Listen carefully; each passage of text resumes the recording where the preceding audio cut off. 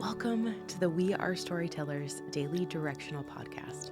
These are navigational messages designed to keep us pointing in the right direction. Today we are jumping into Genesis chapters 14 and 15. Let's read them together. At the time when Amraphel was king of Shinar, Arioch king of Elasar, Kedorlaomer king of Elam, and Tidal king of Goyim, these kings went to war against Bera king of Sodom, Birsha king of Gomorrah, Shinab king of Admah, Shemeber king of Zeboim, and the king of Bela, that is Zor. All these latter kings joined forces in the valley of Siddim, that is, the Dead Sea Valley. For 12 years they had been subject to Kedorlaomer, but in the 13th year they rebelled. In the 14th year, Kedorlaomer and the kings allied with him went out and defeated the Rephites in Ashtra-Kenarim, the Zuzites in Ham, the Emites in Shaveh Kiriathaim, and the Horites in the hill country of Seir, as far as El Paran near the desert. Then they turned back and went to En-Mishpat, that is Kadesh, and they conquered the whole territory of the Amalekites, as well as the Amorites who were living in Hazezon Tamar. Then the king of Sodom, the king of Gomorrah, the king of Admah, the king of Zeboim, and the king of Bela, that is Zor, marched out and drew up their battle lines in the valley of Siddim against Kedorlaomer, king of Elam, Tidal, king of Goyim, Amraphel, king of Shinar, and Arioch, king of Elasar, 4 kings against 5. Now the valley of Siddim was full of tar pits, and when the kings of Sodom and Gomorrah fled, some of the men fell into them, and the rest fled to the hills. The 4 kings seized all the goods of Sodom and Gomorrah and all their food. Then they went away. They also carried off Abram's nephew Lot and his possessions, since he was living in Sodom. A man who had escaped came and reported this to Abram the Hebrew.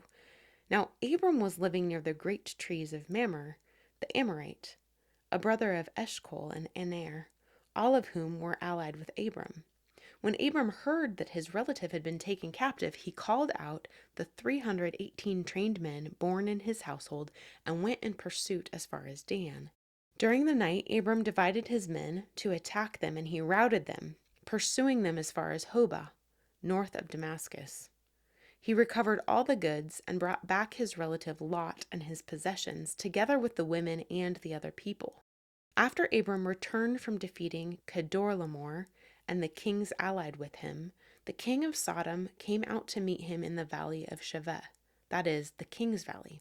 Then Melchizedek, king of Salem, brought out bread and wine.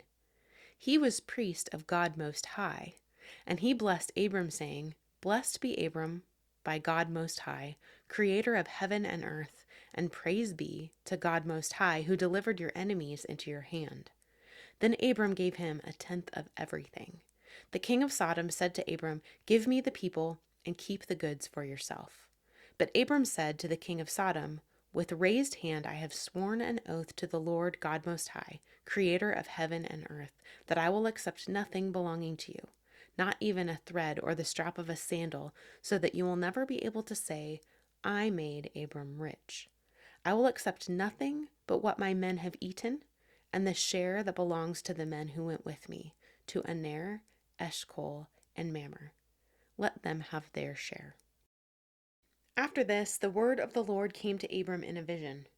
"Do not be afraid, Abram. I am your shield, your very great reward." But Abram said, "Sovereign Lord, what can you give me, since I remain childless, and the one who will inherit my estate is Eliezer of Damascus?" And Abram said, "You have given me no children, so a servant in my household will be my heir." Then the word of the Lord came to him, "This man will not be your heir, but a son who is your own flesh and blood will be your heir." He took him outside and said, "Look up at the sky and count the stars, if indeed you can count them." Then he said to him, "So shall your offspring be." Abram believed the Lord, and he credited it to him as righteousness. He also said to him, "I am the Lord who brought you out of Ur of the Chaldeans to give you this land to take possession of it." But Abram said, "Sovereign Lord, how can I know that I will gain possession of it?" So the Lord said to him, "Bring me a heifer, a goat, and a ram, each 3 years old, along with a dove and a young pigeon." Abram brought all these to him, cut them in two, and arranged the halves opposite each other. The birds, however, he did not cut in half.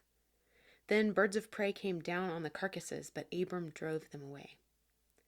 As the sun was setting, Abram fell into a deep sleep, and a thick and dreadful darkness came over him. Then the Lord said to him, "Know for certain that for 400 years your descendants will be strangers in a country not their own, and that they will be enslaved and mistreated there. But I will punish the nation they serve as slaves, and afterward they will come out with great possessions. You, however, will go to your ancestors in peace and be buried at a good old age. In the 4th generation your descendants will come back here, for the sin of the Amorites has not yet reached its full measure." When the sun had set and darkness had fallen, a smoking firepot with a blazing torch appeared and passed between the pieces. On that day the Lord made a covenant with Abram and said, "To your descendants I give this land from the Wadi of Egypt to the great river, the Euphrates, the land of the Kenites, Kenizzites, Cadmonites, Hittites, Perizzites, Rephaites, Amorites, Canaanites, Girgashites, and Jebusites."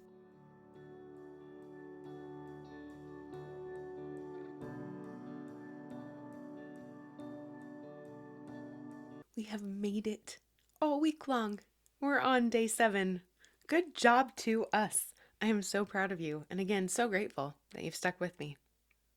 Here are some questions about our reading. Number 1, why does Abram get involved with the war between the 9 kings? And then, what does Melchizedek, king of Salem, bring out to the king's valley after Abram returns from defeating Kedorlaomer and the kings that are allied with him? Second, what makes you curious today? What did you notice? What stood out? What questions do you have? And third, as always, is there anything you sense God's saying to you today?